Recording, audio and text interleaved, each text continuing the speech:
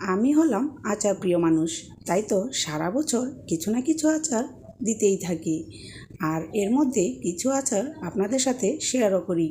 তো আজকে আমি ঝুরি আচারের রেসিপি আপনাদের সাথে শেয়ার করব। চলুন দেখি কিভাবে বানালাম। এর জন্য আমার লাগছে কাঁচা আম। কাঁচা আমগুলো ছিলে আমি কিন্তু সামান্য পানিতে ভিজিয়ে রেখেছিলাম। অন্তত 15 থেকে 20 মিনিট পানিতে ভিজিয়ে রাখবেন, তাহলে টকটা কমে যাবে। তারপর আমি শিলপাটায় এভাবে ছেঁচে নিয়েছি।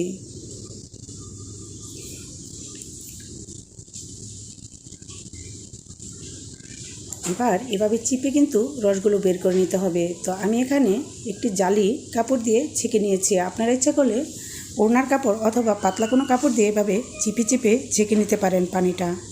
তাহলে কিন্তু আচারটা দেখতে সুন্দর হবে আর ঝরঝর হবে।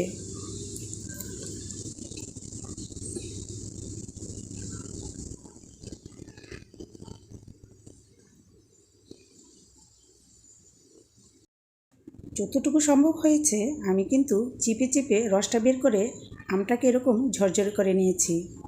এদিকে সরিষা, রসুন, লাল মরিচের সাথে ভিনেগার মিশিয়ে একটি সুন্দর পেস্ট তৈরি করে নিচ্ছি।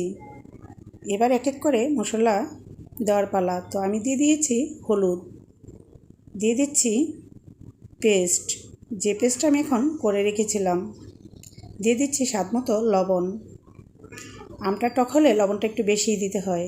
দিয়েছি চিলি ফ্লেক্স, শুকনো মরিচ তেলে তারপর গুঁড়ো করে নিয়েছি। দিয়ে দিচ্ছি পাঁচফোড়নের গুঁড়ো। এবার একসাথে মাখিয়ে নিচ্ছি। মাখানোর সময় একটু তেল দিয়ে মাখালে সুন্দর একটি ফ্লেভার আসে এবং ভালো করে আমের সাথে মশলাটা লেগে যায়। তো আমি একটু সরিষার তেল দিয়ে তারপর মাখিয়ে নিচ্ছি।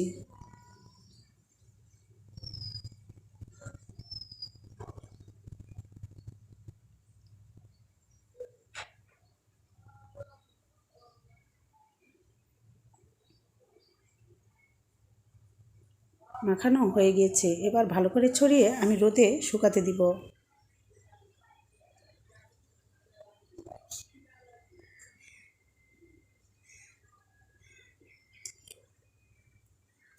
রোদে উল্টিয়ে পাল্টিয়ে এভাবে শুকিয়ে নিতে হবে। আপনি ইচ্ছে করলে এর চেয়ে বেশি শুকিয়ে নিতে পারেন, কিন্তু আমার কাছে অত শক্তটাও ভালো লাগে না।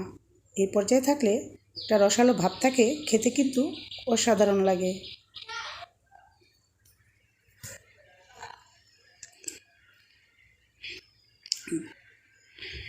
এবার একটি প্যানে দিয়ে দিয়েছি সরিষার তেল,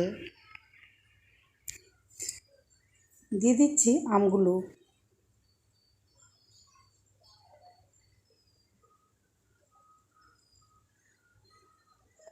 দিয়ে দিচ্ছি চিনি। চিনি আপনার স্বাদ মতো আপনি দিয়ে নেবেন।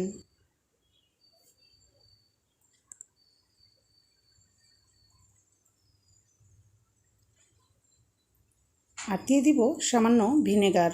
ভিনেগার দিলে চিনিটা খুব দ্রুত গলে যাবে এবং আচারের টেস্ট অনেক গুণ বাড়িয়ে দিবে।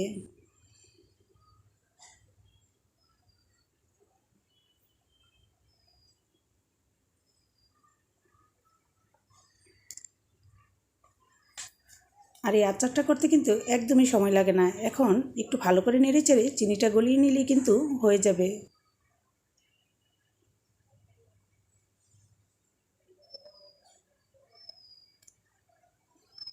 দেখতে কিন্তু আচারটা অসাধারণ সুন্দর হয়েছে, আর খেতেও কিন্তু খুব সুস্বাদু। বাসায় এভাবে বানিয়ে খেয়ে দেখতে পারেন, একবার খেলে সারা জীবন মনে থাকবে। ভিউয়ার্স, যদি ভিডিওটি ভালো লাগে তাহলে অবশ্যই লাইক, কমেন্ট, শেয়ার করবেন। সাবস্ক্রাইব করে পাশে থাকা বেল আইকনটি ক্লিক করে দিবেন, তাহলে আমার ভিডিওগুলো আপনার কাছে খুব সহজেই পৌঁছে যাবে। সো ভিউয়ার্স, ঠান্ডা করে নিয়েছি, এখন কিন্তু আমি বয়মে ঢেলে নিচ্ছি। চেষ্টা করবেন আচারটাকে অন্তত 10 থেকে 15 দিন রোদ দেওয়ার জন্য, তাহলে আচারটা সফট হবে, খেতে আরও স্বাদ হবে।